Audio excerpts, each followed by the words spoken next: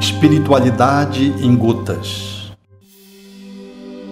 Vida além da Terra. A questão 55 de O Livro dos Espíritos propõe: no espaço universal, os globos que se movem são habitados? E os espíritos respondem: sim. E o homem terreno está longe de ser o primeiro em bondade, em inteligência e em perfeição. E imaginar de que nesse pequenino globo reside o privilégio de ser a vida dos seres racionais. Dizem ainda os espíritos: orgulho e vaidade imaginam que Deus criou o universo apenas para eles. Efetivamente, a espiritualidade vem ao encontro hoje da matemática dos astrofísicos, dos astrônomos, que revelam que a nossa Via Láctea é tão pequena em relação às outras e nós somos tão ínfimos dentro dessa Via Láctea que é impossível não entretecer um raciocínio que aponte na direção de que nós somos apenas um compartimento dentro do universo habitado, dentre tantos outros, cujos seres que os habitam estão para além da nossa racionalidade e estão para aquém do estágio em que nós nos encontramos, lembrando a Terra que já viveu a sua primitividade.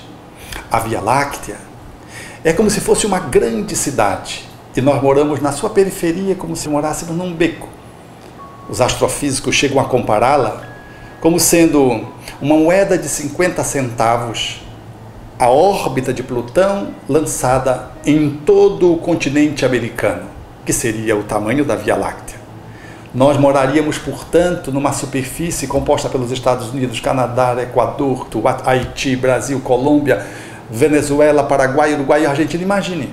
E ali uma moeda de 50 centavos estaria circulando Plutão e estaríamos dentro dela, invisíveis, habitando a Terra.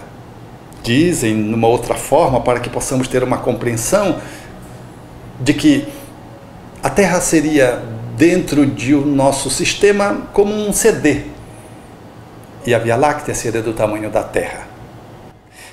Percebam que há que ter muita humildade, porque só na Via Láctea há mais de 200 bilhões de sóis e quiçá 50 milhões de planetas semelhantes à Terra nas mesmas condições em que a Terra se apresenta hoje. É impossível admitir que Deus tenha criado esse universo cósmico para que nós, apenas nós seres pequenos que somos, nesse cantinho da Via Láctea, fôssemos os únicos habitantes do universo. O cosmo é mais fascinante e grandioso. Os múltiplos universos nos falam da vida para muito além da Terra. E isso só para falar da vida dos planetas habitados, porque há outras formas de habitação energéticas no mundo espiritual que nos revelam outras tantas moradas aos quais Jesus se referia ao seu tempo. Há muitas moradas na casa de meu Pai.